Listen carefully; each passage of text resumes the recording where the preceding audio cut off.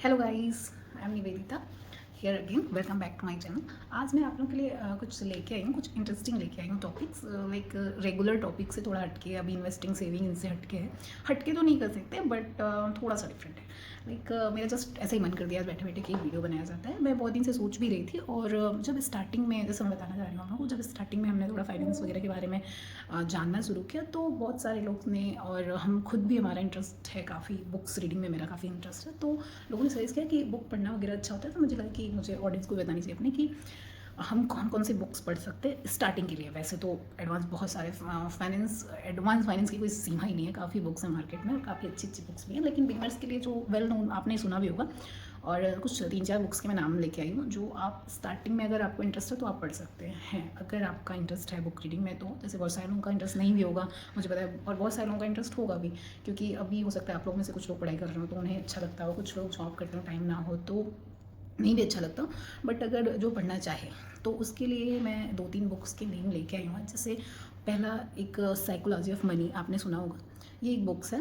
बाकी दूसरा think and grow rich करके एक बुक है, और तीसरा एक बुक है अपना psychology of money and think and grow rich के अलावा एक है rich dad and poor dad. ये काफ़ी कॉमन बुक है जिसमें उसका नाम भूल जा रही थी, तो उसको आप पढ़ सकते हो।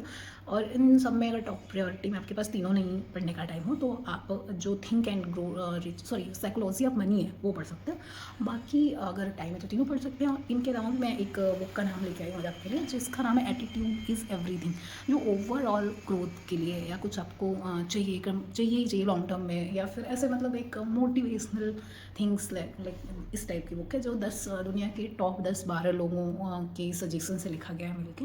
उनमें उनकी स्टोरी भी है, स्टोरी बेस्ड है, चैप्टर, हर एक नए चैप्टर में एक नई स्टोरी है। इस टाइप की एक बुक है, काफ़ी अच्छी बुक है, मैंने 2-3 बार पढ़ी है उसको। अगर आप पढ़ना चाहो तो वो भी पढ़ सकते हो। बाकी अगर आपको आदत है हार्ड कॉपी में बुक्स खरीद के पढ़ने की, तो बहुत अच्छी आदत है, बुक्स पढ़ना चाहिए, क्योंकि कई बार हमें बहुत सारी चीज़ें ऐसी मिलती हैं जो हमें मार्केट में या इंटरनेट पे या ऐसे नहीं मिलती। बुक्स अगर हम पढ़ते हैं तो उसमें कुछ ना कुछ, हर बुक्स में कुछ ना कुछ ऐसा होता है जो हमें कुछ नई चीज़ सिखा के जाता है। तो अगर आप पढ़ते हो तो अच्छी बात है, और हर दिन 4-5 पेज इंसान पढ़ सकता है। हर एक, आपने सुना होगा कि हर करेंगे, बट हम क्या कर सकते हैं कि अगर हमारा इंटरेस्ट है तो हम पढ़ते हैं। अदरवाइज़ बहुत सारी चीज़ें करने के लिए आसानी है कि हम बुक्स ही पढ़ना एक ज़रूरी काम है। बट अगर आप पढ़ते हो तो डेली 5-10 पेज पढ़ना इज़ गुड हैबिट।